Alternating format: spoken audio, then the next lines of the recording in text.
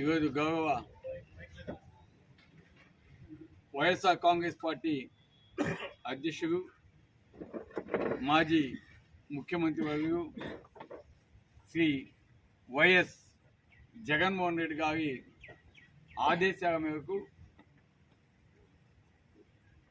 మన యువత కోరు కార్యక్రమాన్ని 12వ తారీఖు నెల్లూరు పట్టణంలో నిర్వహిస్తున్న సందర్భంగా ఈరోజు ఈ కార్యక్రమాన్ని ఏర్పాటు చేయడం జరిగిందని కూడా మీ అందరికీ తెలియజేస్తున్నాను.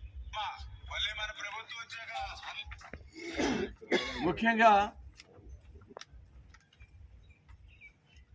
గత 24 ఎన్నికల్లో చంద్రబాబు నాయుడు గారు ప్రజలని, విద్యార్థులని, రైతులని, యువతని అందరినీ కూడా మోసం చేసేదానికి ఏ విధంగా హామీలు చెప్పాడో, ఏ ఒక్కటి నెరవేర్చకుండా ఏ విధంగా మోసం చేశాడో, దీనివలన నష్టపోతున్న ముఖ్యంగా విద్యార్థులు, యువతకి, అదేవిధంగా రాష్ట్ర ప్రజలకి అండగా ఉండాలి. ఆ విద్యార్థుల యొక్క తల్లిదండ్రులకి మనం అంతా కూడా అండగా ఉండాలని చెప్పి ఈరోజు ఈ యువత పోరుని ప్రారంభించడం నిజంగా చాలా సంతోషం. ఎందుకంటే జగన్మోహన్ రెడ్డి గారు ఎప్పుడు కూడా పేద ప్రజల పక్షపాతి. పేద ప్రజలకి ఏ విధంగా జగన్మోహన్ రెడ్డి గారు గతంలో ముఖ్యమంత్రిగా ఎన్నిక కాకముందు వాగ్దానాలు ఇచ్చారో అవన్నీ కూడా ముఖ్యమంత్రి అయిన తర్వాత ఏ విధంగా నెరవేర్చాడో కూడా ప్రజలంతా కూడా చూశారు. కానీ మన దౌర్భాగ్యం కొద్దీ చంద్రబాబు నాయుడు గారు లేనిపోని హామీలన్నీ, వీలు కాని హామీలన్నీ ఇచ్చి ప్రజలను మభ్యపెట్టి గెలిచిన తర్వాత ఏ విధంగా మోసం చేస్తున్నాడో కూడా ఈరోజు ప్రతి ఒక్కరు కూడా చూస్తూ ఉన్నారు, అర్థం చేసుకున్నారు. అందుకే ప్రభుత్వం వచ్చి 9-10 నెలలు అవంగానే ఈరోజు ప్రజల వ్యతిరేకత అనేది ఏ విధంగా బయటపడుతుందో, ఏ విధంగా తెలియజేస్తున్నారో ఒకసారి చూస్తే అర్థమవుతా ఉంది. ఈరోజు జగన్మోహన్ రెడ్డి గారు ఎక్కడికి పోయినా కూడా ప్రజలు చేసిన తప్పు తెలుసుకొని అయ్యో ఇటువంటి మంచి నాయకుడిని మనమే మోసం చేసి ఈరోజు ఓడించాము, ఇప్పటికన్నా మనం బయటికి కాకపోతే మనం ఇంకా పాపాలు చేసిన అవుతామని చెప్పి ఈరోజు జగన్మోహన్ రెడ్డి గారు వస్తే ప్రజలు రోడ్డు మీదకి వచ్చి ఏ విధంగా నిరాజనాలు పెరుగుతున్నారో ఒకసారి అర్థమవుతోంది. జగన్మోహన్ రెడ్డి గారు ముఖ్యమంత్రి అయిన తర్వాత విద్యారంగంలో ఏ విధంగా సంస్కరణకు తీసుకొచ్చారో మనందరం కూడా చూస్తున్నాం. ఏ విధంగా స్కూల్స్ని బాగు చేయించాడో, గతంలో ఏనాడు లేని విధంగా కార్పొరేట్ స్కూల్స్కి ధీటుగా ప్రభుత్వ కళాశాలలు, ప్రభుత్వ స్కూల్స్ అన్నీ కూడా ఏ విధంగా బాగు చేయించాడో మనమంతా కూడా ప్రత్యక్షంగా చూడటం జరిగింది. అటువంటి స్కూల్స్ను కూడా ఈ ప్రభుత్వం వచ్చిన తర్వాత ఏ విధంగా నిర్వీర్యం చేస్తూ ఉందో, ఆ పనుని ఆపేసి అసంపూర్తిగా వాటిని ఏ విధంగా ఉంచిందో ఇవన్నీ కూడా మనం చూస్తా ఉన్నాం.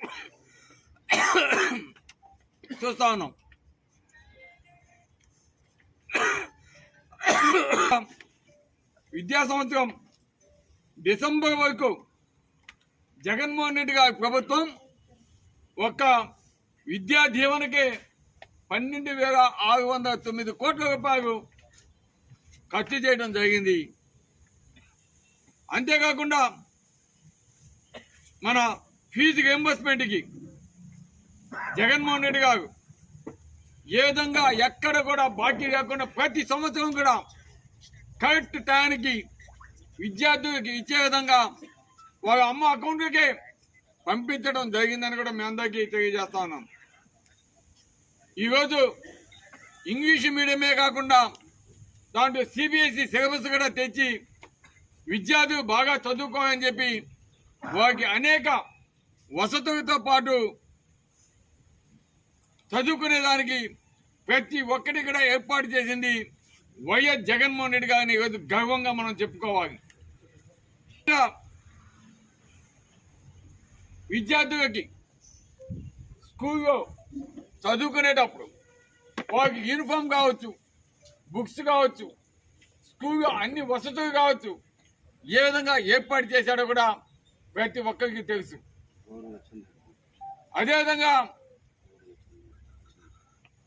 చంద్రబాబు నాయుడు గారు 2024లో అధికారంలోకి వచ్చి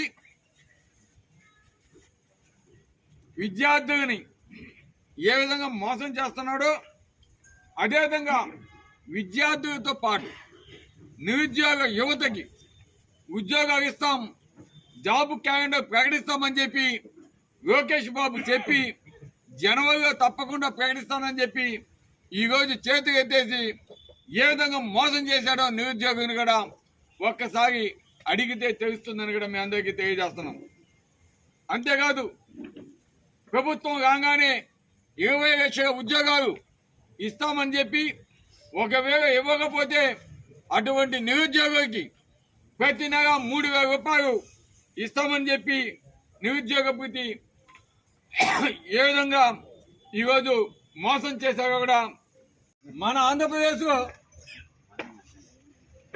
వైద్య విద్య చదువుకునేదానికి మన విద్యార్థులకి మంచి అవకాశాలు కావాలి, వాళ్ళంతా చదువుకోవాలి అని చెప్పి 17 మెడికల్ కాలేజీలు ప్రారంభించేదానికి దాదాపు 8,000 కోట్ల రూపాయలు ఈరోజు జగన్మోహన్ రెడ్డి గారు ఇవ్వటం జరిగింది. అదేవిధంగా ఈరోజు ఆంధ్రప్రదేశ్లో అత్యధిక మెడికల్ సీట్లు అలాట్మెంట్ అయ్యే విధంగా కూడా ఈరోజు కేంద్ర ప్రభుత్వం నుంచి అనుమతులు తీసుకురావడం కూడా జరిగింది. కాకపోతే చంద్రబాబు నాయుడు గారు ఒక 5 కాలేజీలు ఈరోజు ప్రారంభించబడిన కాలేజీలు 5 కాలేజీలు తప్ప మిగతా సీట్లన్నీ కూడా మాకు వద్దు అని చెప్పి ఆ సీట్లని రానియకుండా ఏ విధంగా చేశారో కూడా తెలుగుదేశం ప్రభుత్వం మనం చూస్తా ఉన్నాం. అంతేకాదు జగన్మోహన్ రెడ్డి గారు తెచ్చిన 17 కాలేజీలని ఈరోజు ప్రైవేట్ పరం చేసేదానికి ఏ విధంగా చేస్తా ఉన్నాడో కూడా ప్రజలంతా కూడా ఆలోచించాలని కూడా ఈరోజు మీ అందరికీ తెలియజేస్తా ఉన్నాం. అంటే విద్యార్థులకి ఎటువంటి అన్యాయం చేస్తున్నాడో తెలుగుదేశం ప్రభుత్వం, చంద్రబాబు నాయుడు గారు అదేవిధంగా పవన్ కళ్యాణ్ గారు ఏ విధంగా చేస్తున్నారో కూడా ఒక్కసారి ఆలోచించాలని కూడా తెలియజేస్తున్నాం. ఎందుకు చేస్తున్నా అంటే పవన్ కళ్యాణ్ గారి పేరు ఎలక్షన్స్కు ముందు ఎక్కడ అన్యాయం జరిగినా నేను ప్రశ్నిస్తా అనే పవన్ కళ్యాణ్ గారు ఈరోజు మన విద్యార్థులకి అన్యాయం జరుగుతూ ఉంటే మెడికల్ సీట్లు కాకుండా మన ఆంధ్రప్రదేశ్కి పోతూ ఉంటే చూస్తూ ఉండడం నిజంగా బాధ కలిగిస్తుందని కూడా తెలియజేస్తున్నాం. కాబట్టి కావలో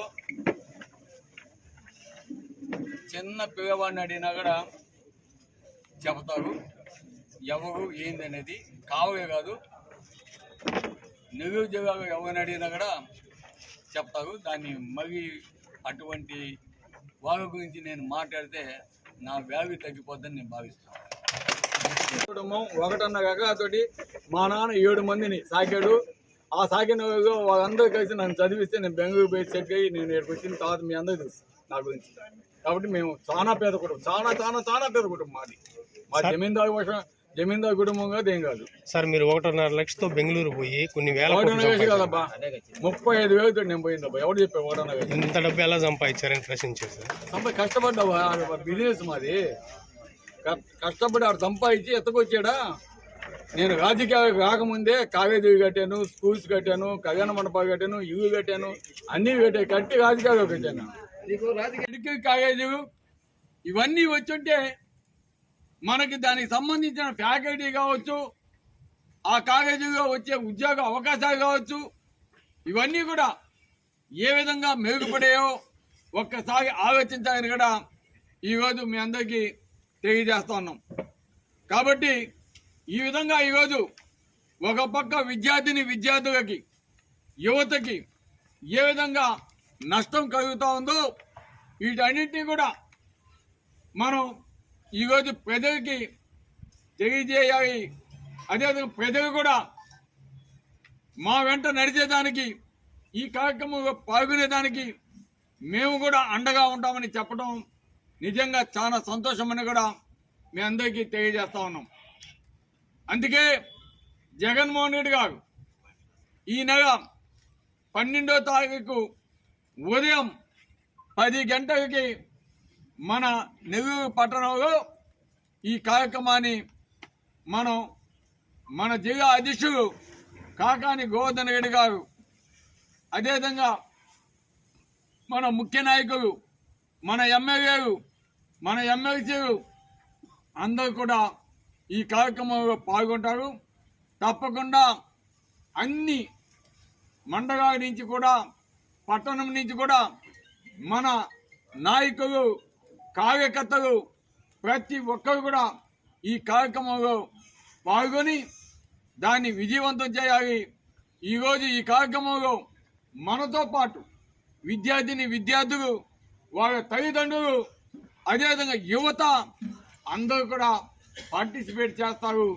కాబట్టి దీన్ని దిగ్విజయం చేయాల్సిందిగా ప్రతి ఒక్కరిని పార్టిసిపేట్ చేయమని తెలియజేసేదానికి ఈరోజు ఈ కార్యక్రమాన్ని ఏర్పాటు చేశామని కూడా తెలియజేస్తాను.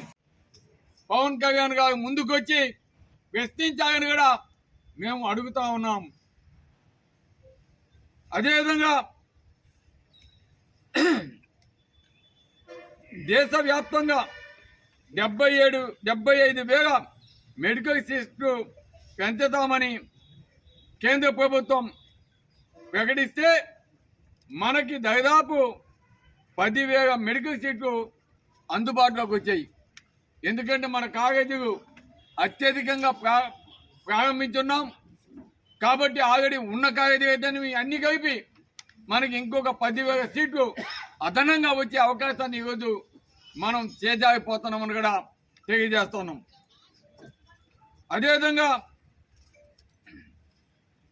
నియోజకవర్గంలో రైతులు నాసి రకం విత్తనాల వల్ల ఈరోజు మనం చూస్తా ఉన్నాం. ఎక్కడ కూడా మన నెల్లూరు జిల్లాలో 25 బస్తాలు ఎకరాకి 30 బస్తాలు పండే పరిస్థితి చూస్తా ఉన్నాం.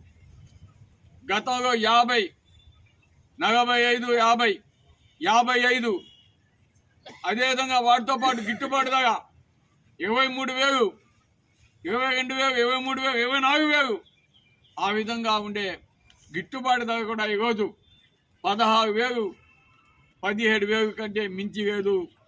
అదేవిధంగా ఏజనక రైతులు కూడా ఈరోజు ఏ విధంగా నష్టపోతున్నారు, మిరప రైతులు కూడా ఏ విధంగా నష్టపోతున్నారు ఈరోజు ప్రతి ఒక్కరూ కూడా చూస్తా ఉన్నాం. రైతుని ఆదుకోవాల్సిన బాధ్యత ప్రభుత్వం మీద ఉంది. అదేవిధంగా ప్రభుత్వం మీద ఉంది. రైతు భరోసా కేంద్రాలు నిర్వీర్యం అయిపోయినాయి. ఎక్కడ కూడా ఈరోజు రైతుల కాడ ధాన్యం తీసుకునే కొనుగోలు సెంటర్స్ కూడా కరువైపోయినాయి. ఈరోజు రైతు విలువగాడుతున్నాడు. ఈరోజు ఏ విధంగా ఇబ్బంది పడుతున్నాడు. ఈరోజు పెట్టిన ఖర్చు కూడా వచ్చే పరిస్థితి లేదు.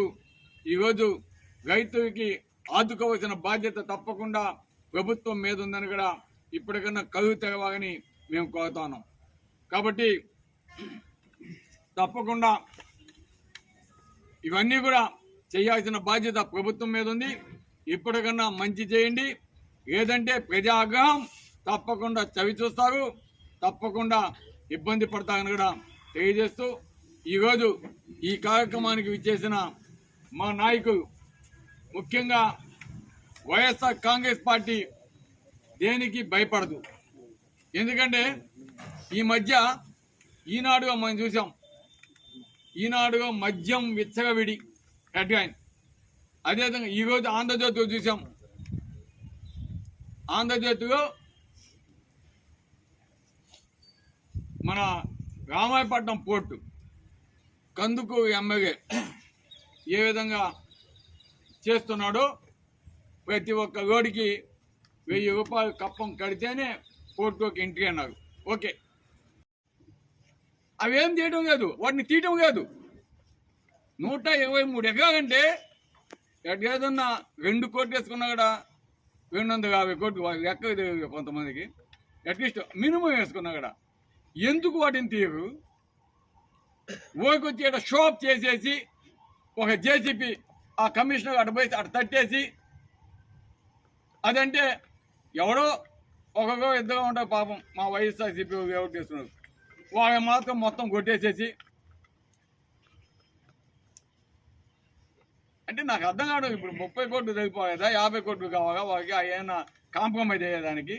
అందుకే నేను మెసేజ్ పెట్టా, మీరు ఎందుకు ఫెన్స్ చేయరు, ఎందుకు ఆకుపై అవి గవర్నమెంట్ తీసుకోదు, లేదా నుడా చైర్మన్ ఇక్కడున్న ఎమ్మెల్యే ఏమైనా కాంప్రమైజ్ అయ్యా వాళ్ళతోటి. అదే నేను అడిగా. ఎందుకంటే అంటున్నా కదా ఎమ్మెల్యే అని. నేను అడుగుతున్నా, నీకు దమ్ముంటే శ్రీనివాస రెడ్డి గారు నుడా చైర్మన్ వచ్చి తీయండి. దమ్ముంటే నువ్వేదో కావాలికి వచ్చావు కదా, తీసి వాటిని ఆక్యుపై చేసుకో, మగవాడు అనిపించుకో. Thank you. కానీ ఇక్కడ మాత్రం ఎమ్మెల్యేకి అటువంటి ఇబ్బందులు లేవు. ఎందుకంటే కోడి గుడ్డు 2 ఆయనదే కాబట్టి. ఎందుకంటే ఆ తిప్పసి ఆయనయే, తోగేది ఆయనే కాబట్టి ఇక్కడేం ఇబ్బంది లేదు. అదేవిధంగా నిన్న ఒక ఆయన వచ్చాడు, ఎవరు నుడా చైర్మన్ అంట, హూ అని డంబాలు పోయేసి ఇక్కడ పోయాడు. ఏమంటే రిజిస్ట్రేటర్స్ నా ఇంటికి కావద్దు, కృష్ణారెడ్డి గారి ఇంటికి 30 కోట్లు తీసుకొని పోయావు, అటువంటి నా కాడ కుదరదు అంటే ఆయన 30 అయితే చాలు, 50 కావాలా. ఈరోజు ఈనాడు జ్యోతిగాను అడిగాది పాగం అక్కడ వేవటేస్తున్నారు, మట్టి పువ్వుగా తాగుతున్నారు, పెద్ద పెద్ద ఫోటోలతోటి. మా సాక్షిగా కాదు, వాటిగా వచ్చింది అనాథరేతుడిగా వచ్చు చేస్తా ఉన్నారు, కానీ ఎవరు పట్టించుకునేది అవి మాత్రం మాట్లాడరు. అదేవిధంగా మొన్న మద్యం గురించి అడిగితే నేను ఒక మెసేజ్ పెట్టాను, దానికి పాపం ఎక్సైజ్ అధికారులు వాళ్ళకి ఎంతమంది కావాలంటే అంతమంది పట్టిస్తాం మేము, కానీ మేము అట్లా పనులు చేయము. అది వచ్చిందని ఒక వైఎస్ఆర్ కాంగ్రెస్ వాడిని మద్యం పట్టుకున్నాయని వాడు చెప్పాను పేపర్లో, వైఎస్ఆర్ కాంగ్రెస్ పార్టీ అని గాయించాడు. తర్వాత నేను అడిగా ఎస్పీ ఎవడబ్బా అనంటే వాడు కూడా తెలుగుదేశం వాడానంట, కానీ రాసేది మాత్రం మాఫియా కాస్తాడు, ఎమ్మెల్యే గారు అందుతాడు. తెలుగుదేశంలో 2 వర్గాల వాళ్ళు వాడి పట్టించారు, వైసీపీ వాడు, టీడీపీ వాడేవాడు. అర్థమైందా? ఈ విధంగా పైకి లోపలికి చేసేన్ని ఇటువంటి పనులు, పైకి మాత్రం పబ్లిసిటీ అన్ని వైఎస్ఆర్సీపీ నెత్తినేద్దాం అని ఒక దీని మీద పోతా ఉన్నారు.